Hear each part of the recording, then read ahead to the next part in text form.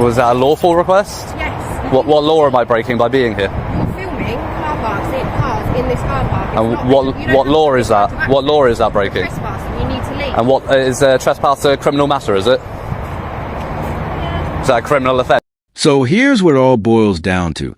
Exactly what law is being broken here. In the UK, officers can't simply walk up, demand your details, or order you to move on just because they're uncomfortable. The law doesn't work on hunches. It works on legal authority. Civil trespass? Not a crime. That is civil matter, not an instant ticket to handcuffs. The only time it crosses into police territory is if it escalates into something like aggravated trespass, and this situation isn't anywhere close.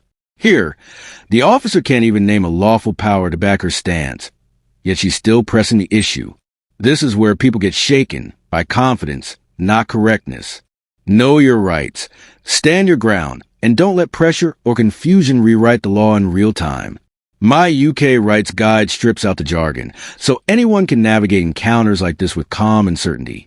See, it's funny because when you think I'm doing something illegal, you come and accost me, but you were too busy to deal with these sorts of things 2 minutes ago when I reported an officer committing offences. I can't deal. If an officer has committed an offence, I can't deal with that. It's not on my level. It needs to go to a sergeant or higher up or our PSD. Well, so why don't you take the details, report it to a sergeant, but you're quite happy to come and accost me, but you can't deal with matters? In the reception.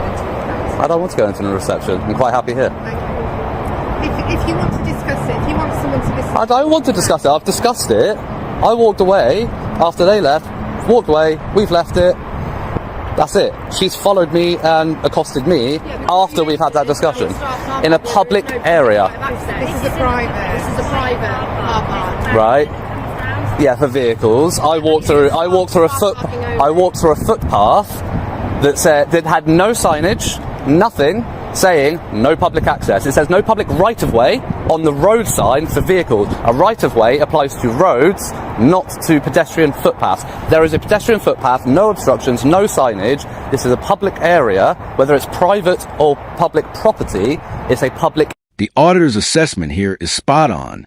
No warning signs, no staff-only markers, no restricted area boards, not even a painted boundary line. In UK law, that setup allows the public to assume they're welcome to pass through. It's called the implied right of access. At the very worst, we're talking about civil trespass, a matter strictly between the property owner and the individual. That's a conversation for solicitors, not a police investigation. This distinction matters, because so often police presence makes people believe a crime has occurred when legally nothing of the sort has happened. Difference. What do you want to do? What do you want to gain? Be left alone. Okay. Who are you two? Sorry, you've come in and joined the conversation. Sorry? No problem, police officers. And what's your name and badge number? 89. 89? Yeah. DC, PC, DS? 89. PC, 89. And yourself? I'm DC 424. DC 424. And you're both based here? Yeah. But we're just saying, if you want, we can go over there, but we're just saying this is private property. This is a police car park. Okay. It's private property. So if you want to come back over there, by all means, we can Okay. go and try and sort out whatever your complaint is, but it's having it in our private property. Okay. We're not going to have that. So if you want to come over to the foyer, no problems at all. We can go and have a chat over there. But the foyer is private property as well. Yeah, but you can gain access. I can gain access to this. We've just been through that. We've just been through this. There's nothing for pedestrians. Why not? Because it's a secure, and it could be, you could pose a security. Well, it's not secure, is it? If I've just managed to walk in here, it's not secure, is it? All right. You say secure, but it's not. What's your purpose for being on this car park? Because our concern is... I'm making a video. It's a security breach that we're concerned about. So we're happy to talk to you, but while you're here, we've got concerns about security breach. This is where the logic begins to wobble. The claim? The auditor is a potential security risk. But security under the law isn't a gut feeling.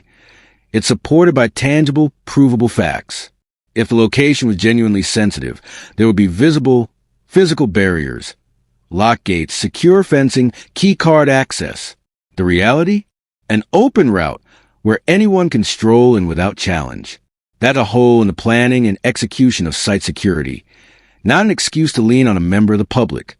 The responsibility to secure the site lies with those in charge, not with civilians who legally walk into an open space. Do you have a warrant card or an ID card or something? You've given a collar number. I've told you my colour Thank number. you. Yeah, 424. yeah. But Okay? your plane's closed, so I just want to see your warrant card as well. So I'm willing to listen to you. We're both willing to listen to you and hear what you have to say. But No, because you're just going to fob me off with the same stuff that the two PCs have. Private car I don't know park. anything about what's going on. Okay, We're just- so I'll give you a quick synopsis. Over here, please, because we're not. If a police, so you're a DC, so you're a ranking No, officer. we're all the same rank. same. You just said DC. Yeah. we're all This the is same. all That's detective constable. Yeah. Is that not a higher rank than a police No, it's constable? not. Is it not? Okay, it's just a different area. In that case, then I don't want to talk. Then don't worry. I'll talk to a sergeant if you get me a sergeant. We've got a sign to say it's gated for a reason. Okay.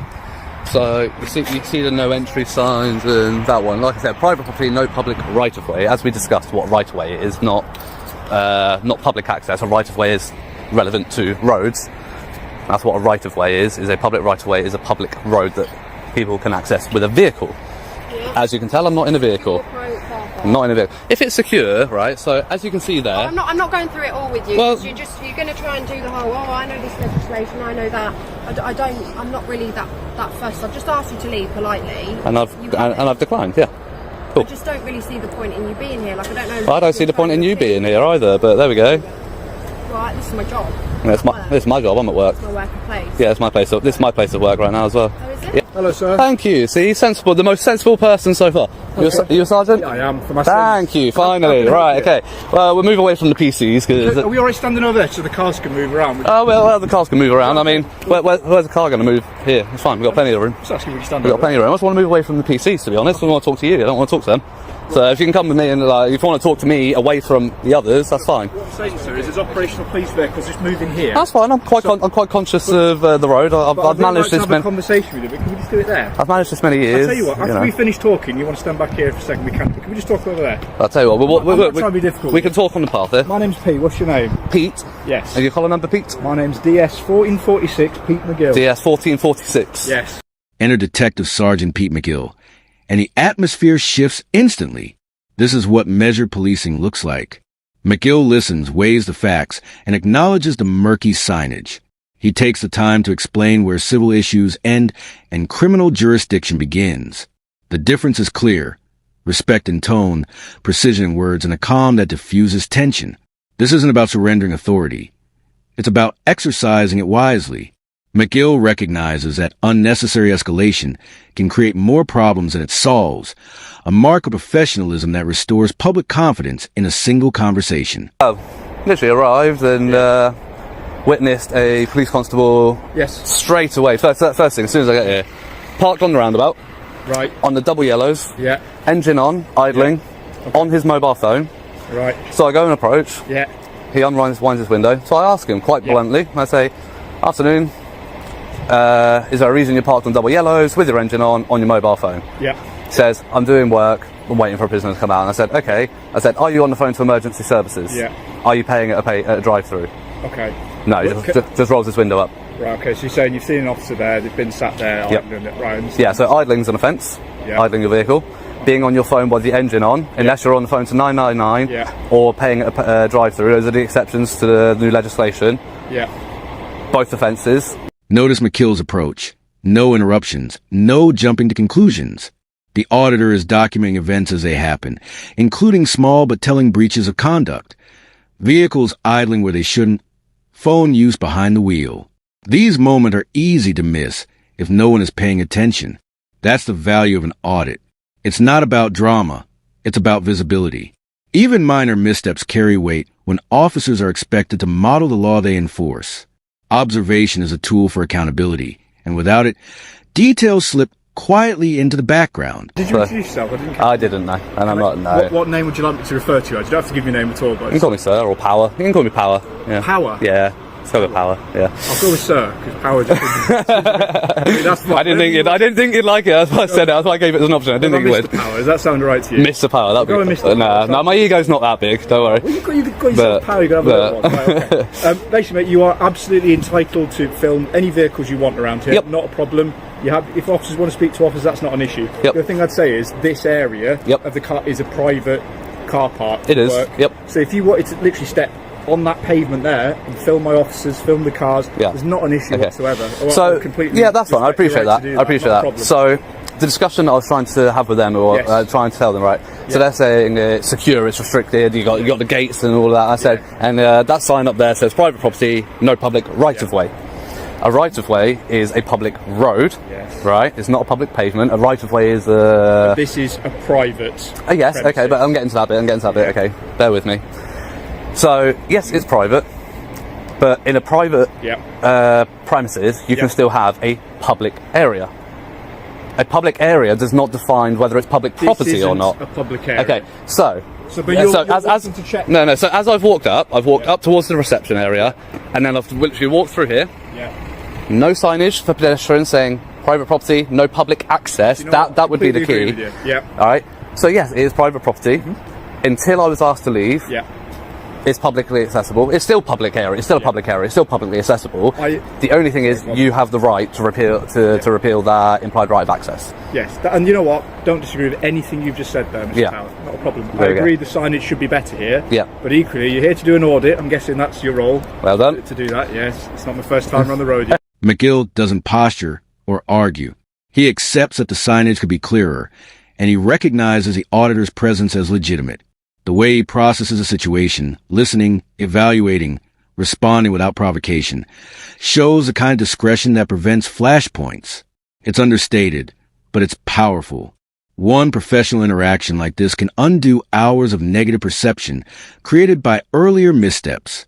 Other officers should be taking notes. Know what you can and can't do. I've got an absolute issue. Anything you've described so far, I don't have a problem with. In terms of the officer, and if you've had an issue, if you filmed something, if you do want to make a complaint about that. I don't want to go through online. I was told a sergeant could deal with it. I've got his collar number, I've got his name. I want to report that to you now. If you want to take down his details, then you can deal with it. Right, we can have a chat about whatever's happened there. But in terms of, you've raised a few things, haven't you? So right now, that implied consent of a sign is removed. So are we okay just standing over here now that that's been removed so we can talk?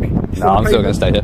Okay, but I'm trying to be courteous to you. I know, and I appreciate that, and that's why I'm not being as belligerent with you. But I am going to stand firm on where I stand, on where I am standing, literally. But I don't understand why, if we've just covered that it's private premises and that implied right has been removed. Yeah. Because I agree, it isn't enough signage. So can you help me understand that rationale? Because at the end of the day, they were.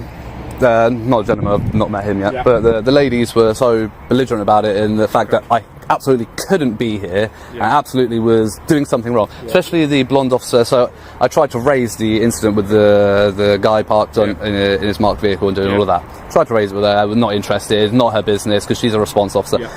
But then as soon as I come on here, she's got time to deal with that, but she can't deal with that. So you see what I mean? That seems like favourability towards another police officer, the thick blue wall as we call it, standing behind the thin blue line, and not holding up her. No, I'm not saying you are, but she's not holding up her oath. Neither was the other gentleman I spoke to. But she's got plenty of time to come and deal with this, apparently, but she doesn't have time to deal with that. What I can say is, if anyone has in any way talked to you and you felt it wasn't being courteous, I can only apologise for that, because ideally we don't want to have that kind of discourse. It's not even about the courtesy. You're a switched on bloke. You know exactly what you do with these audits. You understand that they're going to provoke a reaction in terms of a security response. That's going to happen, isn't it? Not always. I've been to plenty of places, plenty of police stations, headquarters, where they just leave me to it. Okay, but I'd imagine they would have spoke to you at some. They would have said hello. They didn't say anything to you. Okay, well that might be because they didn't notice. Generally speaking, no. They see me. They might give a wave. But in a police station car park going around different cars, we'd usually stop to say, just as I've done with you, I'm not demanding your details. You don't have to give me them, as you bloody well know. Not trying to make your life in any way difficult. And in fact, I want to help enable you to do your audit and what you want to do. But as you've just explained, once that right has been revoked for the private premises, it's been revoked. Right. So the fact that you have been treated poorly, or you feel like someone's been rude to you, that doesn't change the fact that it's been revoked, does it? And you it doesn't. But once it's been revoked, it becomes an issue of civil trespass, doesn't it? And you knew I was coming with it. You knew I was coming with it. You don't need to go down this. I'm trying to talk from a practical point of view. I know you're talking practically. I know you're talking practically. And we're stood in a disabled bay. I like to talk lawfully. Yes. Okay, so lawfully, I'm not committing any offences. I know you haven't. I have, and you've requested that I leave, and I'm going to politely decline. I'm not going to be rude about it, because you may see it as rude that I'm declining in the first place, but I'm not going to be overly belligerent about it. I'm just going to say, The auditor stands rooted in legal rights, and the sergeant engages with equal respect. No power games, no vague threats, no inflated authority. Just plain, constructive dialogue. It's a masterclass in how accountability functions best, when both sides understand the boundaries and communicate within them. Without community audits, examples like this, where the law, courtesy, and professionalism meet, would rarely be seen, let alone recorded. Civil matter. And as long as you understand that if you are to stay here in this moment and you are to stand in front of a car that's trying to leave and conduct police work, that could obviously be obstructing the officers. Oh, sure, I would never do that. No. Yeah. I've made it this many years, being fully aware of roads and emergency vehicles. You know, I've never been hit by a car yet. So how are we rating so far? How are we doing? We had a rough start by the sounds of it on your audit. Has it improved as we're going along? I'd say sorry, 2 seconds. Yeah. You've been better. Yeah, I must admit. Yeah, so well, it's a learning experience for me. We don't have this every day. No, it's good to see a sergeant leading by example. Yeah. Hopefully, the PCs and DCs do pick up on your example. I know you want a bit of a reaction. No, I'm not giving a reaction. I'm genuinely stating that I really hope that they pick up on how you've led by example here, and they take some lessons on how you've dealt with this and how you've been so professional, calm about it. You're going to make me blush. You can compliment me like this. No, because you have, and you asked my name, but you didn't push it, so that's fine. But other than that, that's just for politeness. I'm not demanding details. No, exactly. How would you like me to refer to you? Yeah, and that's absolutely fine. What today proved is simple but vital. Competent policing has a tangible impact. It showed, too, why audits shouldn't be treated as nuisances, but as checks that protect both public and police. Small oversights, whether a missing sign or a moment of inattention, can snowball if nobody's watching. My Know Your Rights guide isn't just for auditors, and it's not just for confrontations. It's for anyone who values clarity over confusion and facts over assumptions. Knowledge and respect aren't rivals. They're partners. Stay informed, use it wisely, and you'll navigate these moments with confidence.